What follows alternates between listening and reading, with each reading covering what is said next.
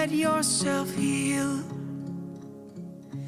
You could sleep for 1,000 years, and I won't let you disappear. Let your heart beat here. I wear my ring to know what's at stake, and when the days work at their own pace, you remain my time and place. I feel it in my ribs, feel it in my soul. The pulse just grows so loud and so clear. Let your heart beat here. Well, good morning. How's everybody doing this morning? Good. So excited to be with you today. Let me ask you this up front. Anybody ever have somebody get mad at you for something that you did in their dream? Anybody? Does that ever happen to you? Like they're really, really upset. I see a lot of spouses nudging the other, but not a lot of hands going up. And so I think there's some guilty parties here. My wife loves to do this to me. She absolutely loves, like she does it on purpose. It's not necessarily her cognitive fault, but I guess in some ways it's her thing. So she'll have these dreams, and then she'll want to then she'll wake up like really frustrated or stressed out at me or angry or whatever. But my name's Nathan. I'm the lead pastor here at Ridgeline. Super excited to be with you today as we continue the series that we've been in called Relationships and all of that. And I just want to say that didn't the First Impressions team do a great job this morning getting everything set up, coffee in the lobby for you that was hot when you got here, all of that. And if you're interested in being on one of our teams, then starting point, maybe you play a musical instrument, or you love to hang out with kids, or you like being hospitable and talking with people, and you want to be a part of First Impressions, or there's some other teams that we have, like our discipleship and outreach team, different stuff like that. But if you're interested in finding out more about who we are as a church, we'd love to have the honor of discovering and learning your story and getting to know you as well. And so starting point is a great place for you it's a great starting point. And so in just a couple of weeks, we run it about every month. And so if you have questions about who we are as a church, what we believe, why we do what we do, what happens to your finances when we give, all of that kind of stuff, starting point is a great place for you. Now, one thing just to let you know about real quick before we get into the message here too far, and that is that in a couple of weeks, just over a month, we've got our Serve Day coming up, which is super exciting. And so if you've never been a part of Serve Day, then it's just when we take the opportunity as a church to go out into the community and just serve, and we find different nonprofit organizations that are in our area that we can go and be a part of and just lend a hand. And it is absolutely great. And here's the deal. You never know what can happen at a Serve Day. Our Serve Days get so wild. In fact, Kaylin and Amanda are back this week after their honeymoon because they got married a couple of Sundays ago, and they met at Serve Day last year. So so you never know what can happen at a Serve Day. Now, if you're married, don't let that be the reason why you come to Serve Day, okay? Like, you're already married, all right? I got a message for you in just a few minutes about that. But if you're not married or whatever, no, I'm just kidding. But it's a great opportunity to get to know people in our church that you wouldn't otherwise know, romantically or not. So, but anyway, congratulations to you guys, Kaylin and Amanda, on your wedding and all of that. So, I hope you guys have your pen and paper ready, because this message is going to be good for you all today. But now, Crystal and I, my wife and I, we've been married 12 years. We have two kids. Our kids are 10 and 9 years old, two girls, Isley and Cambria. I love them and awesome. And we have gone through a tremendous amount of things as far as a married couple can go through. We've gone through a lot of it. And it's been an interesting ride, and someday we will have the courage to share the whole story. But man, it's been a crazy, incredible journey being married. But my wife, she will wake up sometimes, and she will tell me that she had this terrible dream about me. She'll say, Nathan, I had this terrible dream about you. Do you want to hear it? And I'll be like, no. And she'll be like, there was this bear. And so there was this bear, and you were watching hockey on the couch, and the bear was chasing me around the house, and you couldn't be bothered to get up off the couch, and now I'm going to be mad at you for the whole day. And that's how this goes. And we've gotten by, we've gotten through some years, and we've gotten through some stuff as a married couple. And I've learned that oftentimes when it comes to relationships, it can be the little things that make all the difference. And so here's a tip for you guys. If your wife is a coffee drinker like mine is, my wife probably has 12 different ways to make coffee at our house. Between AeroPresses and French presses and espresso machines and different, like she loves coffee. And so when we're at the drive-thru in Starbucks, I try to pay attention to whatever it is, the drink that she's currently getting. Now, this may seem like an easy thing to do, but it is not. It is very complicated because she picks gifts like the national security depends. She picks her drinks. I mean, like somehow national security depends on it. Thanks.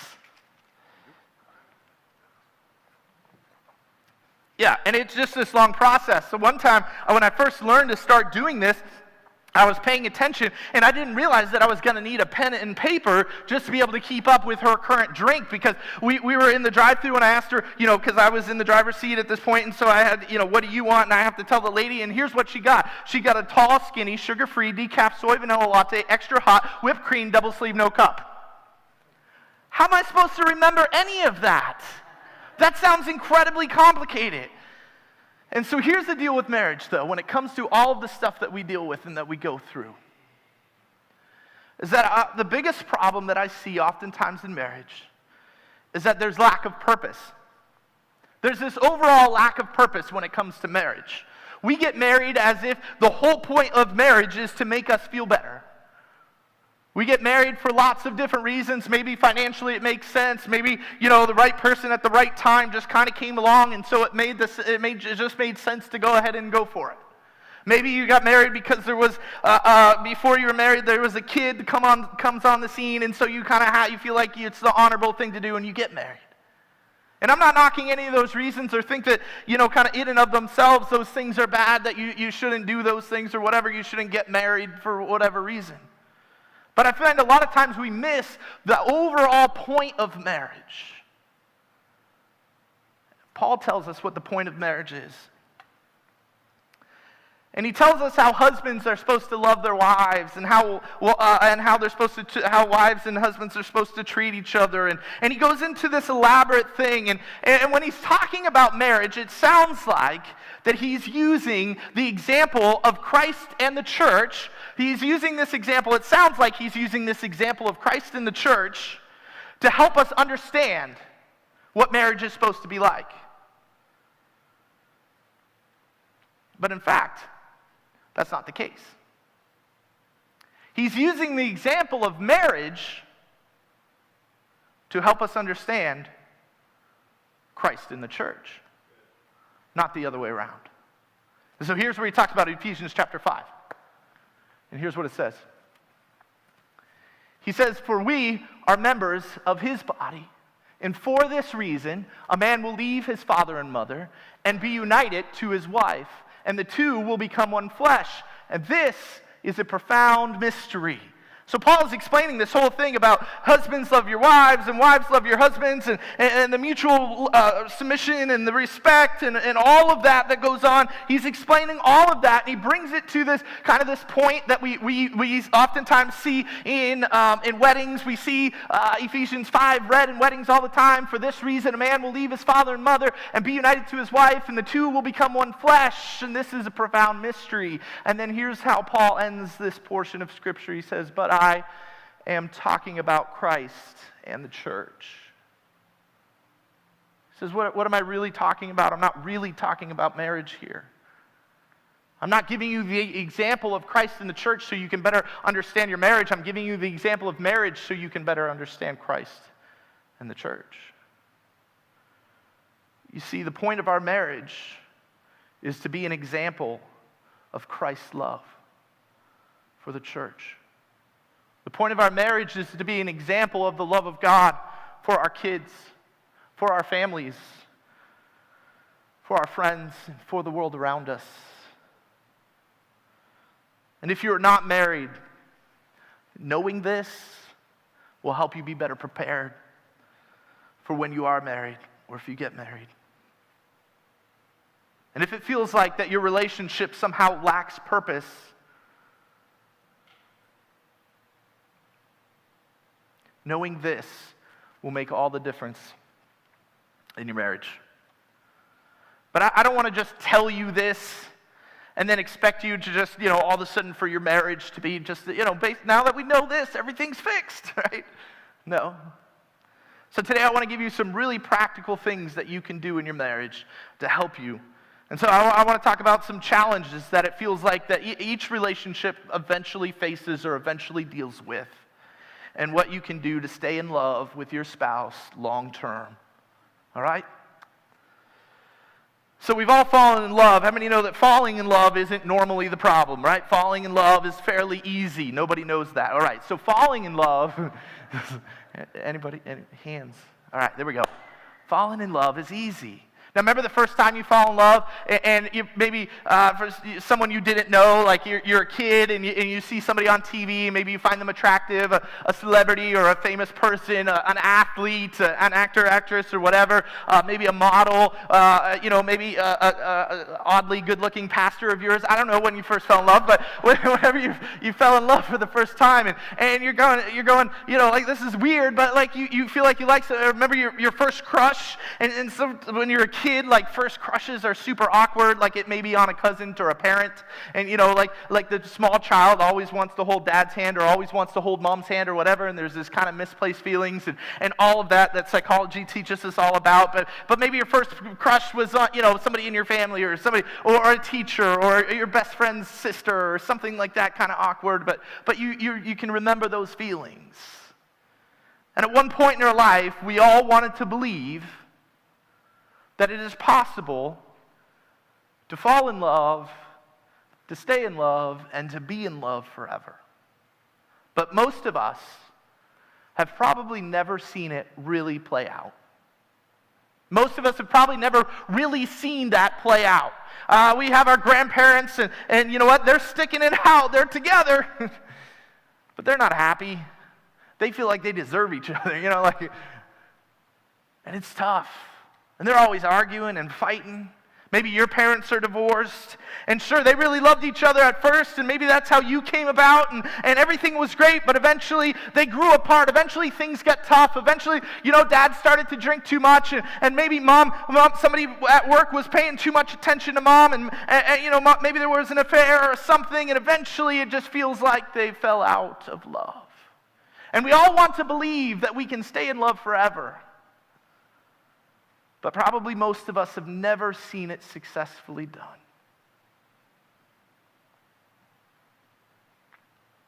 You watch your siblings go through a divorce.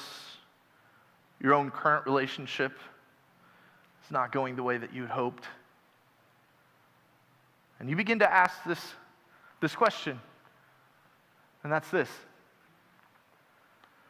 Is it possible for two people to stay together in love?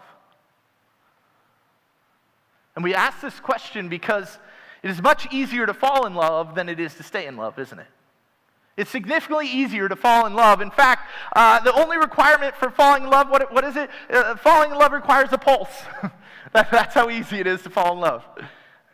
Everybody got a pulse this morning. That's it. That's all you need. That's the only requirement to fall in love. And so today we're going to look at a letter that Paul writes to the church in Philippi. And it's a city which Philippi would now be kind of modern day Greece. It was named after Alexander the Great's father.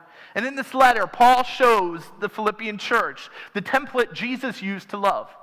Paul shows the Philippian church this template that Jesus used to love. And he tells us how to apply this template to all of our relationships. Because here's what I find is important is this.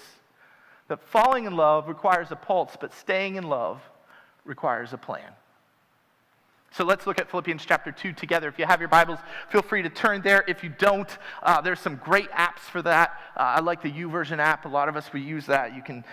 We can link up on there. And of course, all the scriptures will be up here on the screen. But Ephesians chapter 2, starting in verse 3, and here's how Paul begins it. He says, "Do nothing out of selfish ambition or vain conceit." Do nothing.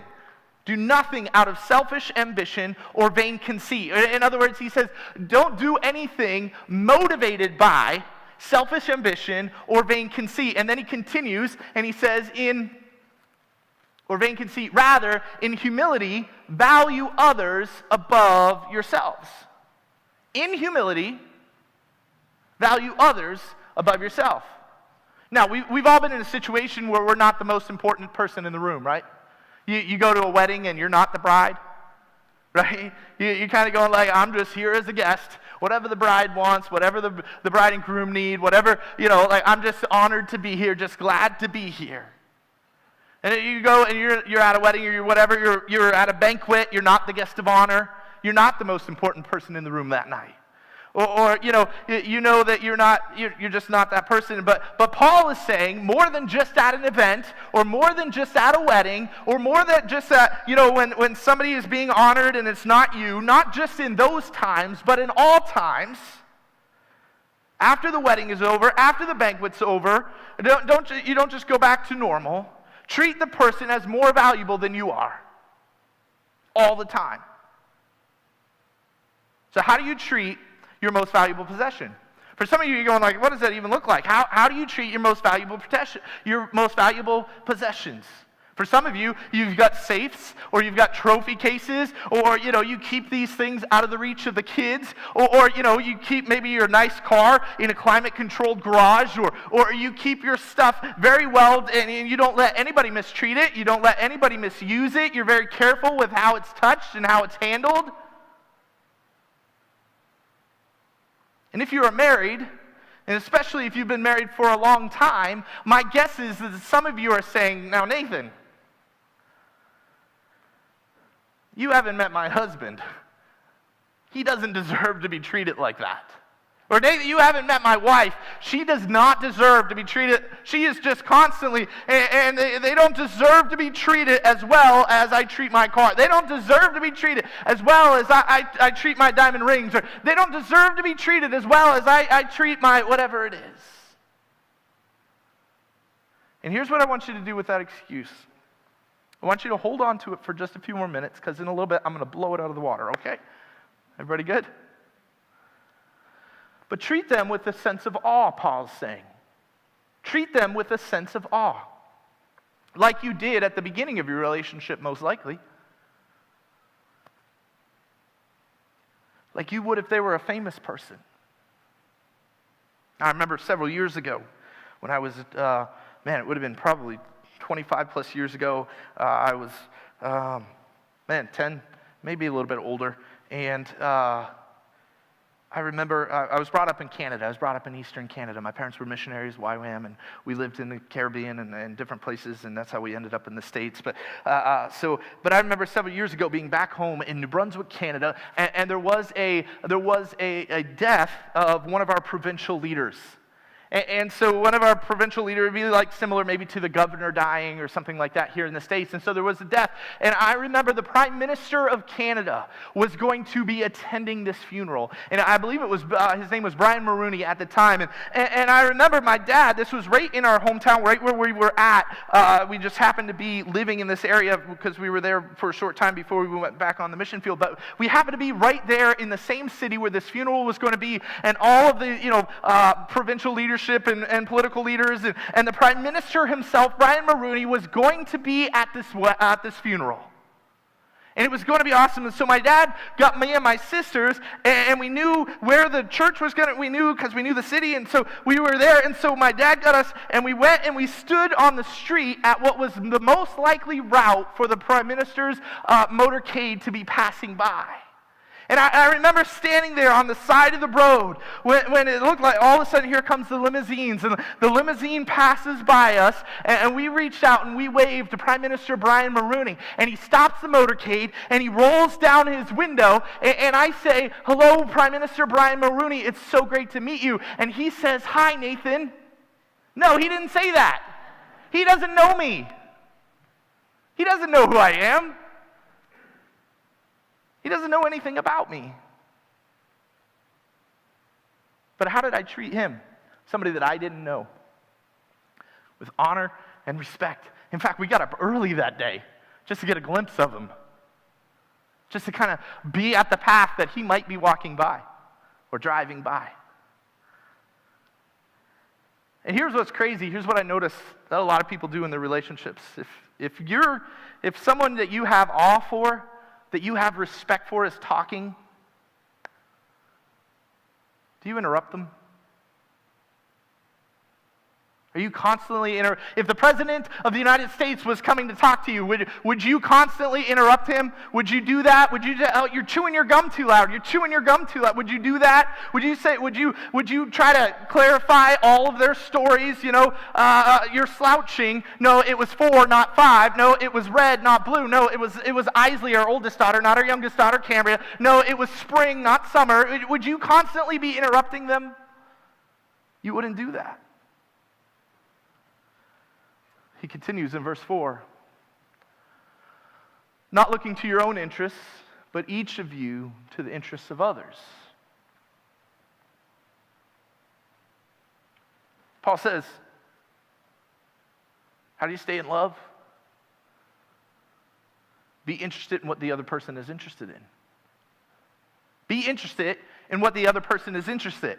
Now, what I find about this is that this is so hard. You know why? Because I'm only interested in the things that I'm interested in, and I'm not interested in the things that I'm not interested in. And this one's hard. My wife is extremely brilliant. She's working with the kids today. My wife is really, really smart. That's why I'm saying lots of great things about her, hoping you guys might tell her. But my wife is really smart. She's finishing up a master's in clinical psychology, Christian counseling, and all of that. She's going off in a couple weeks after she finishes up here in August. She'll be going on to her doctorate. She's really smart. And so she begins to talk about these different concepts of psychology and all of these things that are right over my head. But I've learned how to take interest in some of these things.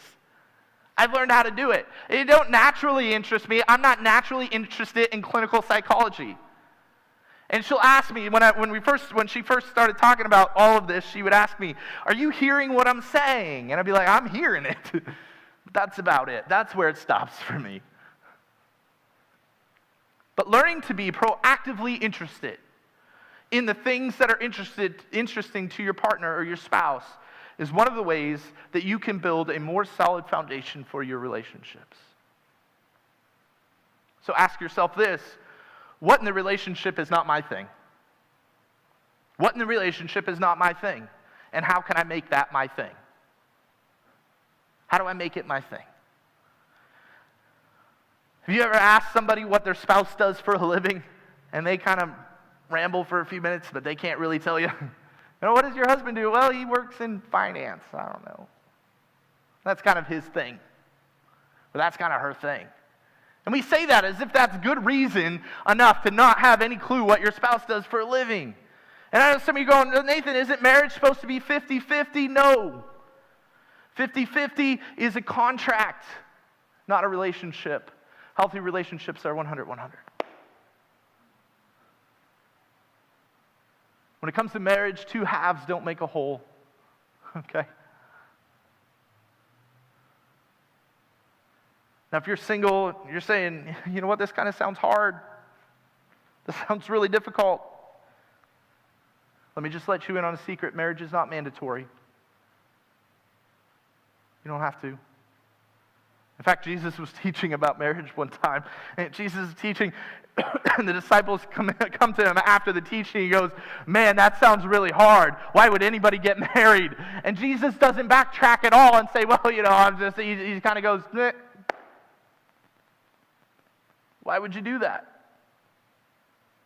He doesn't backtrack at all. He says, if you want to get married, this is the point. He continues. He says, not looking at your own interest, but each of you to the interest of the others. Verse 5, in your relationship with one another, have the same mindset as Jesus Christ. Now understand that Paul isn't making suggestions here. These are commands for us as believers. This isn't a suggestion. This is a command. What's the mindset of Jesus? Next verse tells us.